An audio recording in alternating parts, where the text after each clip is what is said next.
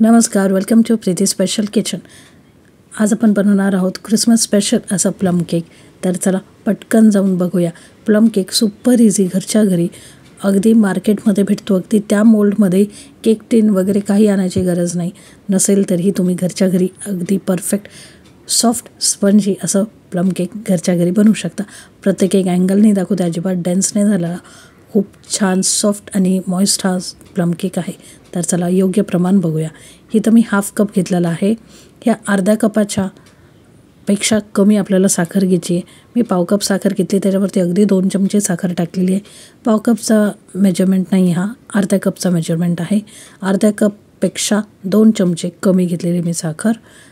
तर चला आता हा अर्धा कपला कमी असलेली साखर आपल्याला एका कढईमध्ये घालायची आहे। ओके, तर हे बघा, मी ही साखर कॅरेमेल करण्यासाठी घातलेली आहे।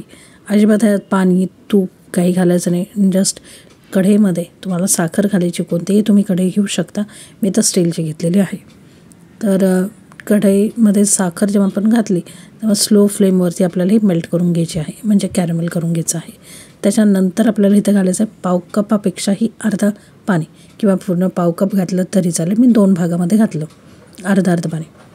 तर टोटल आपल्याला इथं पाव कप पाणी लागले अर्धा कप साखरेसाठी। अर्ध्या कपापेक्षा थोडी कमी, अगदी 2 चमचे कमी साखर घेतलेली। तर ती का 2 चमचे कमी घेतली, ती 2 चमचे साखर मी पुढे वापरणार आहे त्यामुळे। आता इथं जे काही ड्रायफ्रूट्स तुम्हाला टाकायचे आहेत ते तुम्ही घालू शकता। मी तर डेट्स घेतलेले आहेत, काय बेरीज घेतलेले आहेत, काळे मनुके घेतले, टुटी फ्रुटी घेतलेली, काजू, बदाम, अक्रोड, प्लस रेडबेरीसुद्धा घेतलेली आहे, डेट्ससुद्धा घेतलेले आहेत। इथं जे कोणतेही तुम्हाला आवडत असतील ते ड्रायफ्रूट्स इथं तुम्ही वापरू शकता। आता डेट्स नसेल आवडत तर तुम्ही ड्राय आपले जे खारीक असतात ते सुद्धा घेऊ शकता। नसेल आवडत तर नाही घेतले तरी चालेल।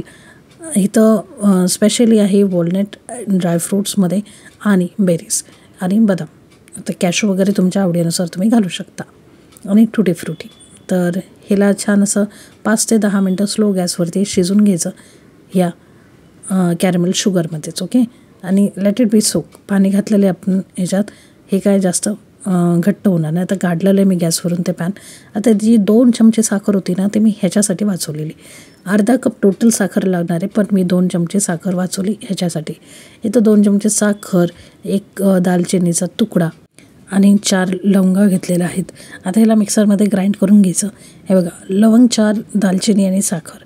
हवं तर तुम्ही तर इलायची किंवा जायफळची पावडरसुद्धा घेऊ शकता। मी लास्टमध्ये जायफळ पावडर वापरणार आहे। तर याची फाईन पावडर झालेली आहे। त्याच्यासोबत एक ऑरेंज घेतलेलं आहे, त्याचंसुद्धा मी ज्यूस काढून घेते।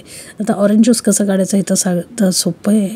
अर्धा कप नाही, हे अर्धा पाव कप आहे, म्हणजे पाव कपाचं अर्धा आहे। ओके, तर हे बघा, इथं पाव कप मी घेतलेला आहे ज्यूस, अर्धा पाव कप तर तो घेतलेला आहे। मग इथं घ्यायचं आहे रिफाईंड ऑइल अर्धा कप। ओके, तर हे सगळं आपल्याला जे कॅरेमेल शुगर होती ना, जे नट्स आपण भिजत घातलेले त्याच्यामध्ये अगदी 10 मिनटे भिजवलेले, जास्त वेळ नाही। प्लस व्हॅनिला एसेन्ससुद्धा टाकलेलं आहे इथं मी काय काय टाकलं, पाव कपालाही कमी असं orange juice, fresh orange juice घेतले। एक ऑरेंज ज्यूस घेऊ शकता तुम्ही, काहीच हरकत नाही। त्याच्यानंतर त्याच भांड्यावर चाळण ठेवली, त्याच्यात टाकले 1 कप मैदा, 3 चमचे मिल्क पावडर, कोणत्याही ब्रँडचे मिल्क पावडर 3 चमचे घ्यायचे आहे। त्याच्यानंतर 1 चिमटीभर मीठ टाकणं गरजेचं आहे। मग टाकली जी आपली दालचिनी आणि पावडर होती ना, लवंग, दालचिनी, पिठी साखर, ती ॲड केली। साळून घ्यायचं आहे हे सगळं। आणि नंतर आपण टाकणार आहोत ह्याच्यात बेकिंग पावडर आणि बेकिंग सोडा, ते सुद्धा मी दाखवणार आहे। आधी हे ट्विस्ट करून घेऊया, म्हणजे मिक्स करून घेऊया। तर फ्रूट्स, नट्स, ज्यूस, तेल आणि व्हॅनिला एसेन्स हे सगळं आपल्याला मिक्स करून घ्यायचं आहे। आता व्हॅनिला एसेन्स मी तेव्हाच टाकलं जेव्हा मी तेल आणि ज्यूस टाकलेलं, तेव्हाच व्हॅनिला एसेन्स टाकलं। आता हे सगळं मिक्स करताना मी दुधामध्ये मिक्स केलेलं आहे। अर्धा कप दूध लागतो, जास्त नाही लागणार। हे बघा, जास्त पातळ होतं कामा नाही। जास्त पातळ झालं आपलं बॅटर तर जे सगळे ड्रायफ्रूट्स किंवा नट्स आहेत ते सगळे खाली बसतील। त्यामुळे अगदी ह्या थिकनेसचं आपल्याला हवं बॅटर, अगदी घट्टही नाही आणि अगदी पातळही नाही। तर हे बघा, असं परफेक्ट बॅटर हवं। आय होप तुम्हाला समजलं असेल. आता आधी भांडं जे आहे ते प्रीहीट करूया. असं मोठं पातेलं घेतलं, त्याच्यात ठेवलं कुकरची जाळी, वरती झाकण ठेवलेलं आहे आणि झाकण असं ठेवायचं ज्याला होल नाही. आणि मी हे टीन वापरणार आहे, म्हणजे जे आपल्याला साधं रेग्युलर भेटतात ॲल्युमिनियम फॉईलचे जे असतात हे टीन, जे आपल्याला पार्सलमध्ये येतात, म्हणजे पार्सल जेवण आपण घेतो तेव्हा येतात. अगदी 10 ते 15 रुपयाचं येतात एक टीन. तुम्हाला केक टीन वगैरे काही आणायची गरज नाही, त्याला ऑइल किंवा ग्रीस करायची गरज नाही. आता इथं लास्ट स्टेजमध्ये मी टाकलं 1 चमचा बेकिंग पावडर आणि पाव चमचा बेकिंग सोडा. ओके, पाव चमचा बेकिंग सोडा लास्टमध्ये टाकायचा आहे आणि 1 चमचा विनेगर. आता हे विनेगर तेव्हाच टाकायचं जेव्हा आपण सोडा टाकणार आहोत त्याला ॲक्टिवेट करायला. तर हे तिघं लास्टमध्ये टाकायचे, अगदी लास्ट स्टेजमध्ये, जेव्हा आपण बॅटर केक टीनमध्ये टाकणार आहोत.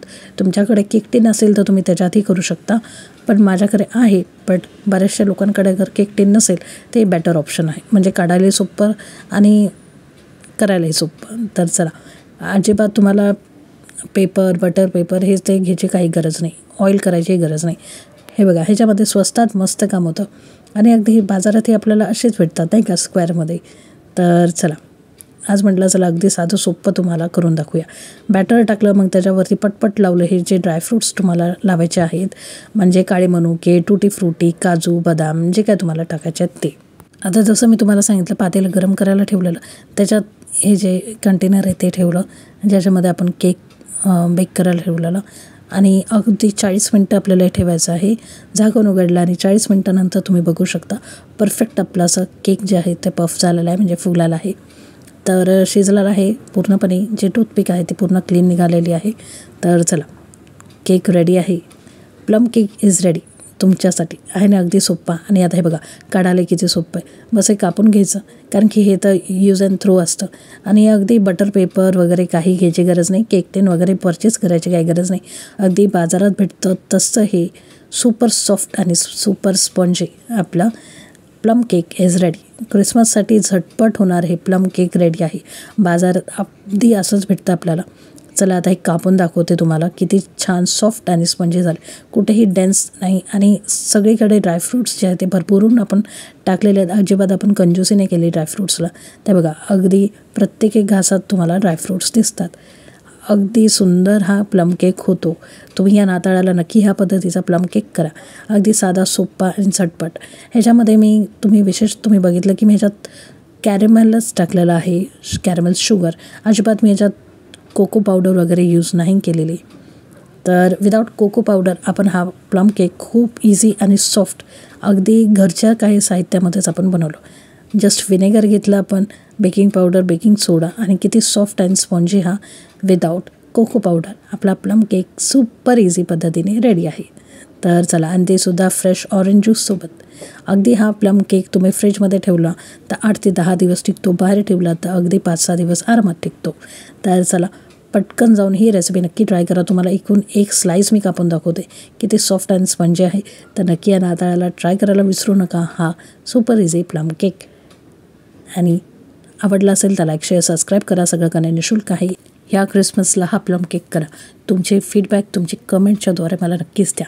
व्हिडिओ शेवटपर्यंत बघण्यासाठी खूप खूप धन्यवाद आणि happy Christmas to all of you.